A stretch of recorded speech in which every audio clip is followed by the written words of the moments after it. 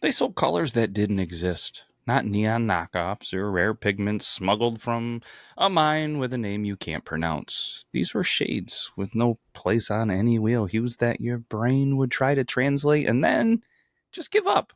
The first time that I walked into the night market, a woman uncorked a vial, and the air went quiet, the way a crowd goes quiet when a magician lifts nothing and calls it a dove. The rule was don't name what you see. The act of naming trapped the color in your mouth, and then it owns you. The night market hid in a freight yard, behind rows of idle containers stacked like giant toys, each one spray painted with warnings that felt like jokes. No trespassing, no photography, no eyes.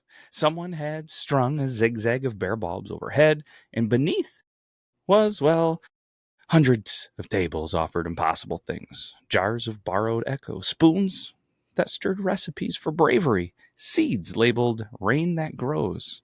But the busiest stall belonged to the broker of unlisted spectra, whose smile made you dangerously confident about things you did not understand. He noticed me because I was hesitant, the way people hesitate when they recognize a song and they realize it hadn't been written yet. First time, he asked. Looks like it, I said. He leaned in, looking for something to paint or something to open. Open, I said, and surprised myself. I need to find my sister. Her name is Lana, and she went missing without leaving. She still texted. She still posted. She still existed in every measurable way. She just, well, wasn't. The light in her eyes had flattened, like someone replaced a window with a painting of a window. I tried doctors, healers, algorithms, someone at work, one of those people who bends gravity with their tension, whispered, night market. Ask for a blue that isn't. The broker's eyes brightened like he'd heard a familiar footstep. He opened a box. Inside lay rows of vials in velvet grooves. Each held a color my mind tried to correct. My stomach did a small private gymnastics routine. This, he said, tapping a vial that seemed to pull light inward, is seventh blue. What does it do? He smiled like a locksmith. It reveals what is not yet conceived or convinced that it exists. Rooms that pretend to be walls, doors that never learn to be doors, people who have wandered between their names. I'll take it. My voice sounded like it belonged to someone who buys consequences for fun. Payment? He asked, but still oddly gentle. I'd expected money, of course. He didn't mean money. He slid a black book towards me, its pages filled with tidy handwriting and strange exchanges. One man traded the exact yellow of his grandmother's mixing bowl. A woman gave the shade of the first sunrise she saw from her own apartment. Someone whose hand shook offered the blue of the lake. The day he decided not to jump. What happens to the color? I asked. It keeps living, the broker said. Just not with you. I thought about the colors inside me that were mine and no one else's. The chipped red on the cheap guitar Lena and I learned on. The bright plastic orange of the flashlight we used under the blankets to read when we were supposed to be asleep. The soft summer green of the towel we ruined at the river when we pretended it was a cape. Then it hit me. Then I knew. My mother's nail polish, I said. Not a brand. Her red. The one she wore the week she left. The last time she hugged me. It left a smudge right on my cheekbone that didn't show in pictures, but wouldn't wash off until I wanted it to. The broker's expression did something human. He took the book, wrote red, maternal goodbye, slid me the vial, and slid me a warning. When you open seventh blue, he said, do not blink until it chooses what to show you. If you blink, it will choose you instead. I waited until that night specifically kind of folded itself tight. Lana slept 2 floors above me. She slept every night, 8 perfect hours, like a person in a brochure. She woke and ate and laughed and did not ask questions. It was like someone had smoothed her day with a hand and erased all the ridges. In my living room, I killed the lamps, took the vial to the center of the floor, and twisted. The cork barely sighed. The color did not pour out. It unfolded, like a secret revealing its knees, then its shoulders. The room changed temperature without changing temperature. My eyes watered from not blinking. At first, I saw nothing but a hush. Then, the carpet broke apart into a pattern that hadn't been there, a geometry my brain didn't have words for. The walls receded as if remembering they were once horizons. Right in front of the bookshelf, where normal logic promised no surprise, a seam of not quite blue, not quite anything, opened like a mouth, deciding how honest to be. Inside the seam, darkness was not absence, but unannounced presence, a hint of motion. I leaned, carefully, like you lean toward a story that might not want you. Something flickered, a colorless ripple, as if heat were practicing being water. The ripple had a shape. It was Lana. Or, well, the part of Lana that had stepped half a pace to the left of being visible. She wasn't trapped. She was misfiled. Hey, I said, because what else do you say to someone who's almost there? Sis? She turned her head. I felt it more than I saw it. Seventh blue thickened at the edges of the seam, insisting on itself. Lana reached out, and our fingers did not meet because they had already had in every way that mattered. I didn't blink. The rule said don't blink.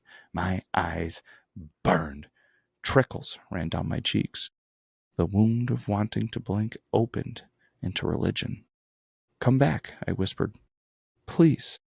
Her mouth moved. What came out was not sound, it was a texture. The air wore for a second, the texture of a laugh remembered in a room that has been painted since. She pointed past me, not into the room, but through it, toward the hallway, at the end of it, in the blank that wasn't blank beyond. I followed her finger to the wall at the hallway's end. Seventh blue, like a patient teacher, underlined a spot that had always been there, that would always be there, that had never been meant for eyes. I walked toward it, vial in one hand, the other hand out. The seam followed me, or I followed it. I wasn't sure. At the end of the hollow, the paint, which I had chosen from a store with no poetry, breathed and exhaled a rectangle that only existed if I committed to believing in it. And I committed, and it opened. I stepped into a place that was not a place. If a room could be inside of a held breath, this was it. The temperature was neutral. The smell was clean paperbacks and rain, starting somewhere else. And everywhere, thin strands of color without names, stretched from corners to corners, draped like a spider had studied geometry until geometry apologized. Each strand vibrated at a different rhythm, a private music you felt in your teeth. In the center hung a net made of something like light and not light, and caught and floated dozens of small spheres, each the size of a plum, each holding a scene that refused to sit still. A boy practicing a goodbye in the mirror, a woman shelving a poem in the wrong book on purpose, a row of chairs in a waiting room wearing the weight of a decision, a laugh paused halfway down a hallway, waiting for its owner to turn back and claim it. Lives that had slid a fraction to the side and lost friction. Lana's sphere spun near the top. Inside it, she sat on our couch, looking like a perfect photograph of a person who had decided against depth to avoid pain. You can't drown in a puddle unless you forget to stand up. Lana, I said. It felt like saying a password. Seventh blue stroked the ceiling with the tenderness of a cat calming a wall. Something moved behind me. The broker. He had come without footsteps, as if permission was a transportation device. You opened it well, he said softly. Is this where you keep them? I asked. The question made a shape in the air, like a fist that wants to be, well, a hand again. We don't keep, he said. We store until someone remembers to retrieve. Then help me retrieve. He tilted his head. Payment?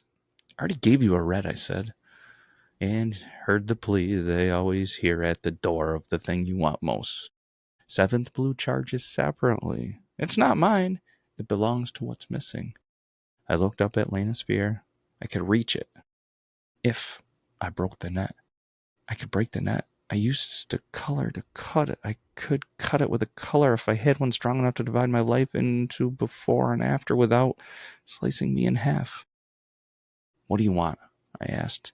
Embrace for what I would offer. He studied me the way a shadow studies a flame. The green, he said. What green? The exact green of your yes to yourself, he said. The one you said when you were 13 and no one was home, and you stood in front of a mirror and decided you would not be the person who always stepped back. I want that green. I had not thought of that moment in years. I had not thought the moments have colors, and that some colors hold the shape of your spine. I wanted to say no. I wanted to negotiate. I wanted to offer the gray of a dull job or the brown of a winter that you barely ever remember. Take it, I said, because I had a sister. He reached without touching. Something inside me changed temperature. My lungs felt briefly like windows after a storm. The color left me without leaving a hole. It left me by subtracting my vocabulary for it.